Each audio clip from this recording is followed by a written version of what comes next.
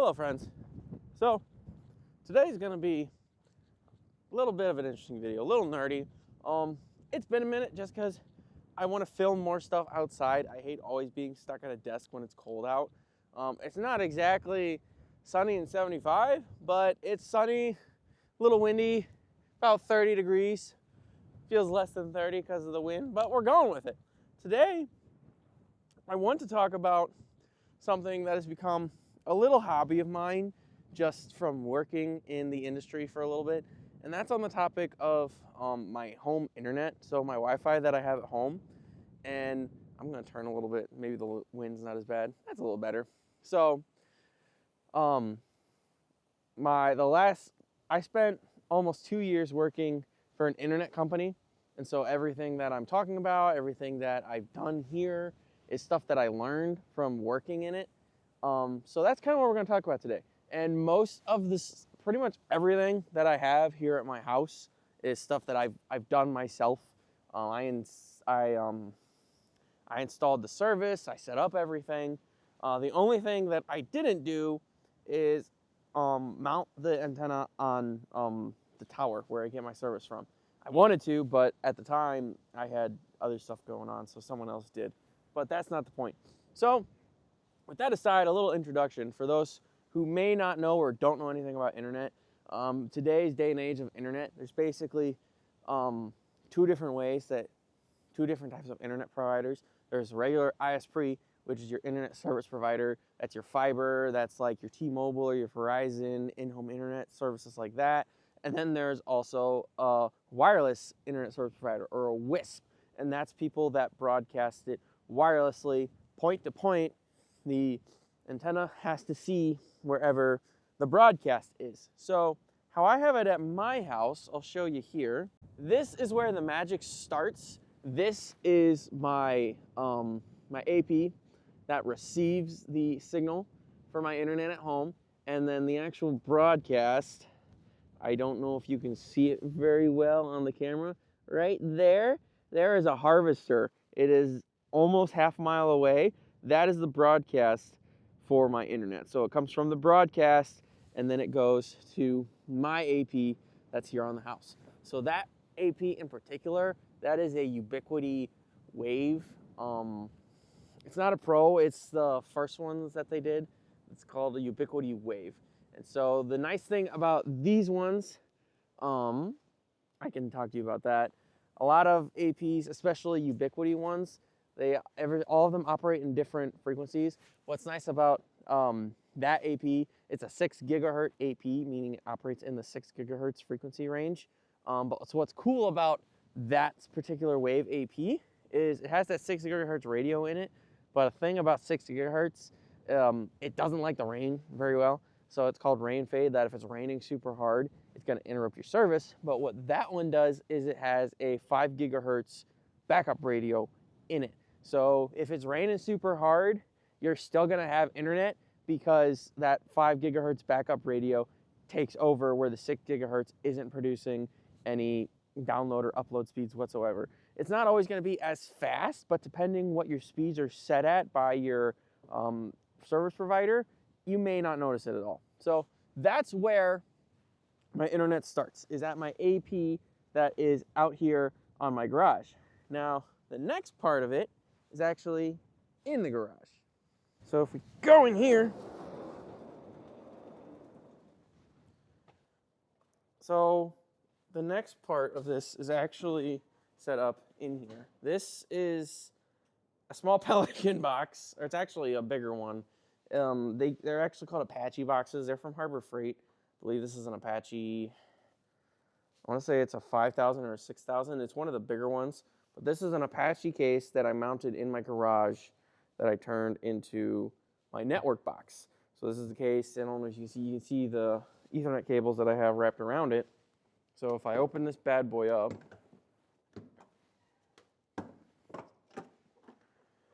this is what the inside of it looks like. It's a little messy. It's not as clean as I would like it. But basically, what's in here, the main pieces of equipment that are in here, it starts here. This is the PoE for the actual AP antenna that's outside. PoE, it's an abbreviation, it stands for power over electricity. Basically what that is, for that antenna out in the garage to get power, it starts PoE, it's plugged into electrical power. There is the black Ethernet cable. Mine is an Ethernet Cat 5e cable that goes to the antenna that sends an electrical power, and then it sends power back into the PoE. And then this is the LAN cable, the LAN connection that goes into what is being used as my controller. This is a Ubiquiti Express little controller that I have here, and then that actually goes to my 8-port switch that I have over here as well. So that's a lot to unpack, I know, but basically what these are is my controller here is what controls all the stuff that I have around my house. Which the things that this controller controls, when I look at it on the UI, it controls 3 separate things. It controls this PoE switch, and it controls 2 mesh APs that I have outside of my house. I have one here in the front of the house, and I have a second one on the back of the house. Or technically this is the front and that's the back, depending on where you're looking at it. This is the side that faces the road. So I have 2 wireless mesh APs on each side of the house. And the cables for both of those I have just buried along my sidewalk here, and then they go along the side of the garage, into the back, into the network box. Those 2 APs come right here, terminate here in this switch. Now this switch is a really awesome switch. It's an 8-port PoE switch. So basically what that means, excuse me. So I have those two meshes that I have on the side of the house. They're PoE powered, meaning they each need one of these. This is a smaller PoE. This is a 24-volt PoE, and this Ubiquiti switch has 4 24-volt PoE ports and then 4 regular data ports. So basically what the 2 up here for the APs are plugged into the PoE ports. This switch, it only supports 24-volt PoE, or no, it only supports, 24-volt PoE, so I can't put in can't plug the Wave AP into it, because the Wave needs a 48-volt PoE. That's a lot of words that I just said, but, so there is those 2 there. On the bottom here, in port 7 is the line that goes into the house and powers the mesh that is in the house. And then in port 8 here is what's actually plugged into the Ubiquiti Express. Now, what's cool about this little guy is these things are awesome because, I don't know, basically in the internet world, Ubiquiti is kind of what I would call, they're the Apple of the internet world. All their stuff is very premium, it's very nice, it works really well, it's all integrated very well with each other. And so this little guy, basically how with Ubiquiti, you have your upstream, which is you have where your internet comes in from your internet service provider, and it comes into a controller of some kind. So what's cool about these is you can use that as a controller to control your other devices. So either like that, you have access points, inside, outside access points, security cameras, all of that run through a controller. Different ones do different things. What's nice about this one, this Express from Ubiquiti, is that it can act as a controller, but it can also just act as an actual access point. There is a Wi-Fi 6 access point inside of this thing. So that is also how I have Wi-Fi in my garage, is because this acts as an access point out here in the garage. So that is what controls everything. Now this is where it gets a little kind of thrown together, because in the house it's a different story. In the house I have some TP-Link decos, not a Ubiquiti mesh system, and I have them in 3 places in the house. I have one right here. This is the main one that connects to the other 2 in the house. I have the second one out in my living room. I don't necessarily need one because the living room is really close to the kitchen, but I mainly wanted it out here so that I could hardline my VC box into the deco. And the last one is up here at the top of the stairs in the hallway in between the two rooms I have upstairs in my house. Now, I will be the first to tell you, the way I have my internet set up is not necessarily the most optimal way for everything that I have put in, but it's what works right now. Mainly why I say it's not the most optimal is just because I have Ubiquiti on everything outside, and then I have TP-Link Deco on everything inside. So basically the only problem with that, it creates a couple different problems. I can show you one of them. One of the problems that it creates is it shows multiple different Wi-Fi connections. So as you can see right here, if I show you on my phone, this Tanner and Zoe's Wi-Fi, I don't know why it says no internet out right now, but we'll switch. So the Tanner and Zoe's Wi-Fi, that's my decos that I have inside of my house. And then this one that just says Tanner, this is, excuse me, my Ubiquiti one. So out here in the garage and out in the yard, where the mesh APs outside can reach, that is where I can reach onto that second Wi-Fi network. And the only reason why that's a problem necessarily is just because if you have multiple SSDs, multiple SSIDs, not SSDs, those are two different things, the phones aren't necessarily going to switch between them. It's going to just pick, normally whatever, in the internet world or in that side, they always say that like it's going to pick whichever one that has the better connection to, but more often than not, it just picks the one that it remembers or that it spends the most time on. So that's one problem that could be rectified if I went entirely over to one system rather than having the two. I would love to do that. Believe me, I would love to deck out my house with Ubiquiti products. The only problem is, as I mentioned earlier in the video, Ubiquiti is kind of like the Apple of the home internet world. That is that it's expensive. It's great. I love it, but it's expensive. And then the other problem that I have with it, which I can also show you again, this is the Wifi app that you control, that I control all of my Ubiquiti stuff on. As you can see, it has my Express up there. It has my traffic, all the stuff that's using the most traffic, all that stuff. But if we go down here to the APs section, and it shows, so it shows my Wifi Express, my 8-light PoE, and my 2 outside meshes. If we go to this PoE one, and it says, see how it says that there's 21 clients on it? That's because that port in the switch is the one that goes to the decos in the house. So everything that's connected to the decos is registering as a wired device. See how it says all these devices on here are all at a gig speed?